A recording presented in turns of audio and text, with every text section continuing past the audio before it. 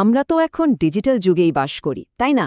আমাদের প্রায় সব কিছুই তো এখন অনলাইনে। কিন্তু কখনো কি ভেবে দেখেছি আমাদের এই ডিজিটাল দুনিয়াটা আসলে কতটা সুরক্ষিত? আচ্ছা, এভাবে ভাবা যাক, আমাদের সব ব্যক্তিগত তথ্য, সব ডেটা যেন একটা ডিজিটাল দুর্গের ভেতরে রাখা আছে। তো আজকের আলোচনাটা হলো কিভাবে সেই দুর্গটাকে সুরক্ষিত রাখা যায় সেই কৌশল নিয়েই। প্রশ্নটা তাহলে একদম সোজা।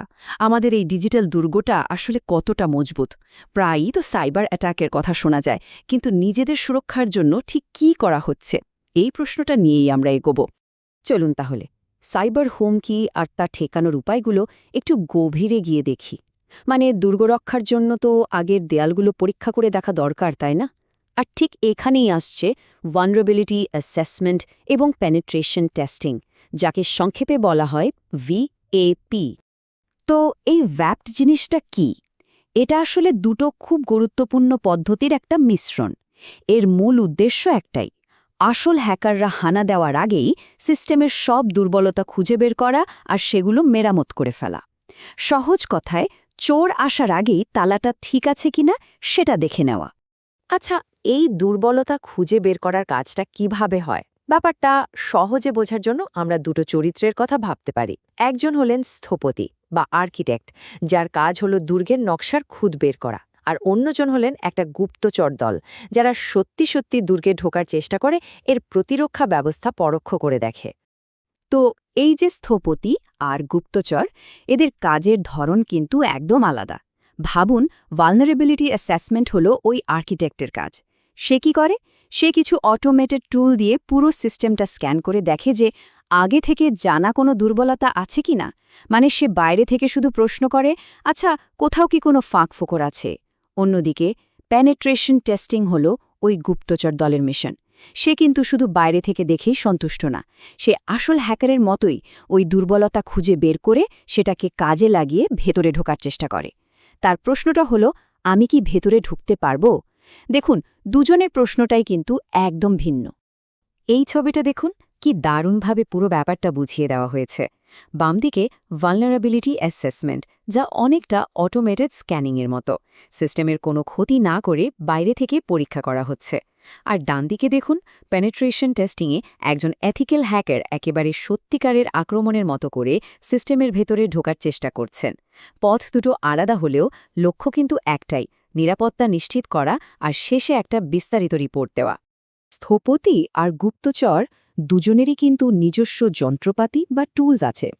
যেমন ধরুন, ভালনারেবিলিটি অ্যাসেসমেন্টের জন্য নেসেস বা ওপেন ভ্যাসের মতো টুল ব্যবহার করা হয়, যা খুব দ্রুত হাজার হাজার পরিচিত দুর্বলতা খুঁজে বের করতে পারে।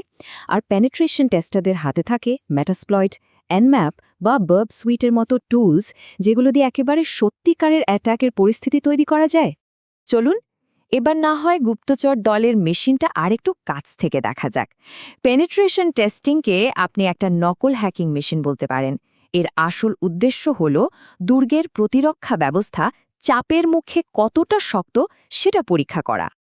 এই মিশনের প্রথম ধরনটা হলো ব্ল্যাক বক্স টেস্টিং।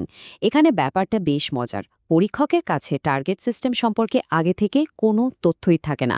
ভাবুন তো, একজন বাইরের হ্যাকার যেমনভাবে শুধু কোম্পানির নামটা জেনে আক্রমণ শুরু করে, ঠিক সেরকম একটা পরিস্থিতি। এরপর হলো হোয়াইট বক্স টেস্টিং। এটা আবার ঠিক তার উল্টো। এখানে পরীক্ষকের কাছে সিস্টেমের সোর্স কোড থেকে শুরু করে নেটওয়ার্ক ডায়াগ্রাম সব কিছু থাকে। মানে তার কাছে পুরো দুর্গের ব্লুপ্রিন্টটাই আছে। এর ফলে একদম ভেতর থেকে পুঙ্খানুপুঙ্খভাবে নিরাপত্তা পরীক্ষা করা সম্ভব হয়। আর গ্রে বক্স টেস্টিং হল এই দুটোর মাঝামাঝি একটা অবস্থা। এখানে পরীক্ষকের কাছে আংশিক তথ্য থাকে। যেমন ধরুন, একজন সাধারণ ইউজারের লগইন আইডি। এটা দিয়ে কি পরীক্ষা করা হয়? পরীক্ষা করা হয় যে কোম্পানির ভেতরের কোনো কর্মী, যার কাছে সীমিত অ্যাক্সেস আছে, সে কতটা ক্ষতি করতে পারে। একটা সফল পেনিট্রেশন টেস্ট কিন্তু কোনো হুট করে করা আক্রমণ নয়। এর একটা খুব পরিষ্কার ধাপে ধাপে এগোনোর পরিকল্পনা থাকে। এই যে ডায়াগ্রামে যেমনটা দেখা যাচ্ছে, একদম শুরুতে তথ্য সংগ্রহ করা থেকে শুরু করে শেষে একটা পরিপূর্ণ রিপোর্ট জমা দেওয়া পর্যন্ত পুরো প্রক্রিয়াটা সাজানো থাকে। তো মিশনের প্রথম ভাগে গুপ্তচররা কি করে? প্রথমে তারা তথ্য জোগাড় করে, যাকে বলে রেকনেসেন্স। এরপর স্ক্যান করে দেখে কোনো খোলা দরজা বা দুর্বলতা পাওয়া যায় কিনা। একবার দুর্বলতা পেয়ে গেলে সেটাকে কাজে লাগিয়ে সিস্টেমে ঢুকে পড়ে। ভেতরে ঢোকার পর আবার আসার জন্য একটা গোপন রাস্তা বা ব্যাকডোর তৈরি করে রাখে, আর তারপর নেটওয়ার্কের এক জায়গা থেকে আরেক জায়গায় ছড়ানোর চেষ্টা করে। মিশনের দ্বিতীয় ভাগে খেলাটা আরও জমে ওঠে। আক্রমণকারী তখন নিজের ক্ষমতা বাড়ানোর চেষ্টা করে, মানে সাধারণ ইউজার থেকে অ্যাডমিন হওয়ার চেষ্টা করে।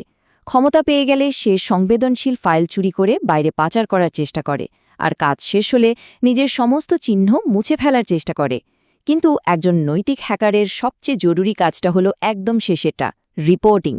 এখানে সে যা যা দুর্বলতা পেয়েছে এবং কিভাবে সেগুলো ঠিক করা যাবে তা বিস্তারিতভাবে জানিয়ে দেয়। হ্যাকাররা আসলে ঠিক কী ধরনের কৌশল ব্যবহার করে চলুন খুব পরিচিত কিন্তু বেশ বিপজ্জনক একটা উদাহরণ দেখি, যা আমাদের সবার দৈনন্দিন জীবনের সাথে জড়িত। ওয়্যারলেস নেটওয়ার্ক বা ওয়াইফাই, এটা হ্যাকারদের খুব পছন্দের একটা টার্গেট। এই ছবিটাতেই দেখুন না, পাসওয়ার্ড ভাঙা বা ডেটা চুরি করার জন্য তারা কত কিছুই না করে। ইভিল টুইন অ্যাট্যাক, কেআরএসি অ্যাট্যাক, আরও কত কি। এর মধ্যে একটা খুব চালাকপূর্ণ অ্যাটাক হলো ইভিল টুইন। এখানে হ্যাকার কি করে? সে আপনার পরিচিত কোনো জায়গার ওয়াইফাইয়ের মতোই দেখতে আরেকটি নকল ওয়াইফাই হটস্পট তৈরি করে, আর যেই না আপনি ভুল করে ওটাতে কানেক্ট করবেন, আপনার সব তথ্য সোজা হ্যাকারের কাছে চলে যাবে। আরেকটা বেশ জটিল আক্রমণ হল ক্র্যাক অ্যাটাক। এটা আরও ভয়ঙ্কর কারণ এটা সরাসরি WPA2 সিকিউরিটি প্রোটোকলের একটা দুর্বলতাকে টার্গেট করে। এর মাধ্যমে হ্যাকার আপনার ডিভাইস আর রাউটারের মধ্যে আদান প্রদান হওয়া সব ডেটা পড়ে ফেলতে পারে। তাহলে বাঁচার উপায় কি? আসলে কিছু বেসিক নিয়ম মানলেই অনেকটাই সুরক্ষিত থাকা যায়।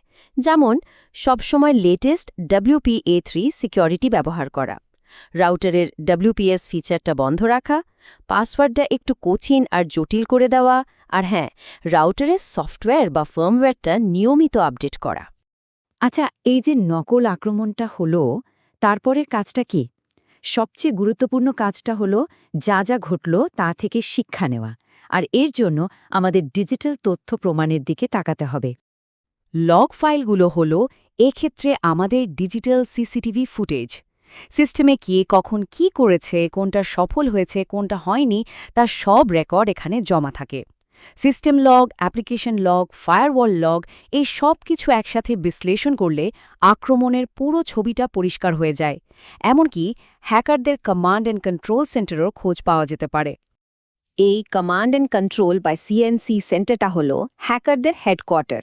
এটা একটা কেন্দ্রীয় সার্ভার, যেখান থেকে তারা তাদের নিয়ন্ত্রণে থাকা হাজার হাজার কম্পিউটার বা বটনেটকে নির্দেশ দেয়। আর DDoS-এর মতো বড় বড় আক্রমণগুলো কিন্তু এখান থেকেই চালানো হয়। তাহলে সব মিলিয়ে মূল কথাটা কি দাঁড়ালো? এই এত পরীক্ষা নিরীক্ষা, নকল আক্রমণ আর বিশ্লেষণের আসল উদ্দেশ্য কিন্তু ক্ষতি করা নয়। এর মূল উদ্দেশ্য হল দুর্বলতাগুলোকে খুঁজে বের করা এবং সেগুলো সারানোর জন্য পরামর্শ দেয়া, যাতে আমাদের ডিজিটাল দুর্গটা আরও মজবুত হয়। শেষে একটা কথাই বলার, সিস্টেমের কোনো দুর্বলতা খুঁজে পাওয়া মানে কিন্তু সব শেষ হয়ে যাওয়া নয়, বরং এটা একটা নতুন শুরু, একটা আরও শক্তিশালী আর নিরাপদ ডিজিটাল ভবিষ্যৎ গড়ার দিকে প্রথম পদক্ষেপ।